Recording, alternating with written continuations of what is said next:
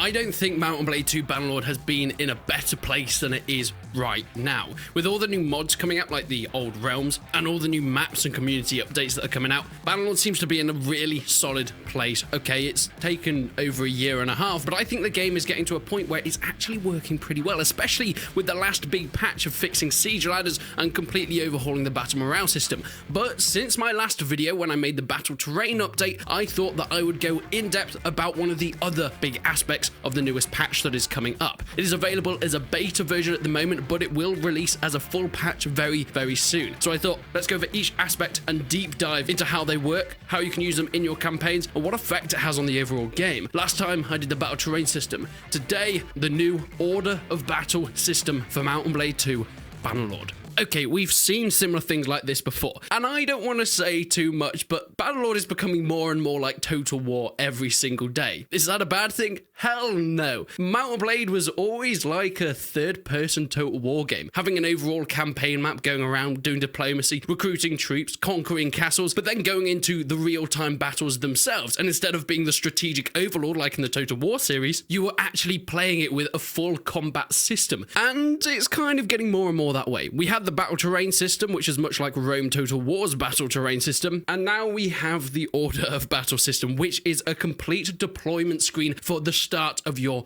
battles. But it all looks a little bit complicated so far. What does all this do? First of all, this deployment screen will only activate in certain conditions. You might find as you're starting out your battles fighting bandits, getting a few recruits that aren't quite up to the level of some of the later soldiers, you will probably not get the option to use this battle deployment screen. That's because you need at least 20 troops on your side, whether it's in your party or whether you're playing with another ally that's come to join the battle. Of course, this doesn't work for all situations. This will just be sieges and normal battles and village battles, of course. If the encounter is in a sally out battle, for example, if you're sieging a castle and the defender thinks, hey, I don't want you doing that anymore, or maybe they're starving, they'll then sally out to fight you outside the castle walls, that won't give you a battle deployment screen because they've sort of rushed you. It's now or never to defend yourself. You don't get the time to set up as you would in any other situation. But as we can see, we have a number of different tiles on the side of your screen. Each one of these represents a squad. You can assign troops to the squads. You can make infantry, archers, cavalry, horse archers, and the like. Of course, when you join a battle, it will automatically set up the number of squads that you have. So for me, I had a few cavalry, I had some infantry, and I had some archers. So it set up 3 squads for me already, and that's good to go. You can use that. You can then click on the squad and move them around the battlefield as you see fit. You can see in current time where your troops are moving to, and you're ready to start the battle. But you can also go on one of the empty squad boxes, click the plus sign, and maybe add a new infantry squad. This way you'll have multiple infantry squads that can do multiple things. Maybe you want to guard the flanks, or in my situation, I decided that I would have a spear squad and a shield wall. Because of this, you need to go into the extra info. Here you can select a little icon that indicates the type of troop you want in this squad. So in this situation,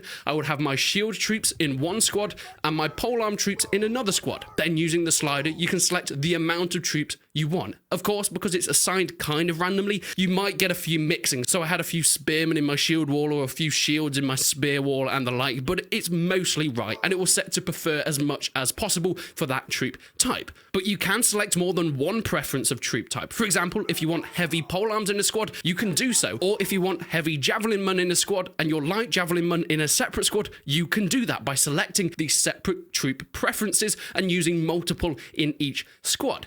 Now, each squad also can be assigned a leader. If you have NPCs joining you, you can get them to command that squad, and if you delegate the command, they will move around with the AI. The ones with the better leadership skills will obviously do a better job and not just charge in and kill all your cavalry as mine did. What's more, though, if you're joining a battle that's already commencing, for example, if there's an ally lord that's looking like they need some help, you go in to help them, that ally lord is the commander of that battle. So you can delegate yourself to command one of these squads. Beware, however, if you are mounted or if one of your NPCs are mounted and you assign them to an infantry or archer squad, it will give you a little warning to say, look, this leader is mounted, the troops they're commanding are not mounted, it might have some issues, because of course they won't be able to move as fast. Someone might say, go move to that point. They will be able to get there because they're on horseback, but the archers or infantry might take a bit longer. It doesn't really matter all that much, but it does give you a little warning. So, you set up your squads, you've got some infantry squads, you've got some polearms and some shields, you've also got your archers at the back, you've set how many troops you want, and you've also assigned a leader to one or more of your squads. What's next? Well, you can give live formation orders before the battle begins. For example, I put my archers in loose formation. I put my infantry in shield wall formation. Before, you'd have to load into the battle, quickly do your F keys to get them in the right formation before the enemy charges into your front line. Now, this can all be done before the battle begins. You can also delegate them to AI command. You can get them to hold certain positions, or you can get them to advance to certain positions before the battle even starts. It is fantastic. What's better? All this saves itself. The game remembers the squads, the units, the exact delegations, and the people commanding each squad from the last battle, and it takes it over to your next one, so you don't have to go over the same thing every single time. But of course, as your army grows and you get more troops and infantry, you can add or take away troops from each of the squads that you create. I think my favorite part of this is being able to actually see where your troops are starting, being able to set them up in a choke point or on top of a hill, and being able to have a sort of spectator camera around as you deploy your men in a very Total War style. This also is affected in sieges. It's kind of the same thing, but you'll also have the opportunity to deploy siege weaponry, decide whether you want a trebuchet there, maybe you want an onager or a ballista in certain points,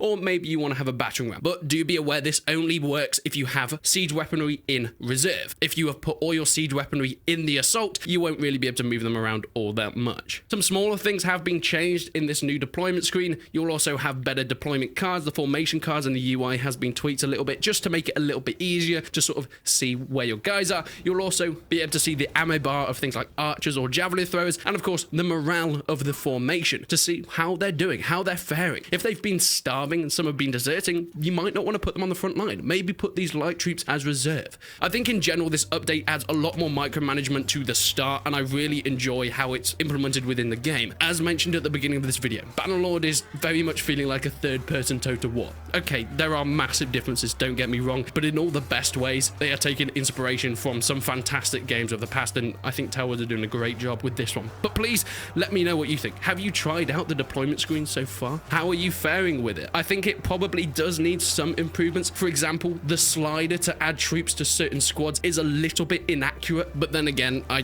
don't really know a better solution for it, so I guess Towers probably have thought that themselves. But please, leave a like on the video if you enjoyed it, leave a dislike if you didn't, and go and check out my battle terrain video if you want to look more in depth of that portion of the update, or go and check out my overall video that shows everything that this new patch includes. I don't know when it's actually coming out. This is the beta version of it that you can activate through your Steam if you know how to do that. But until then, I will see you in the next one.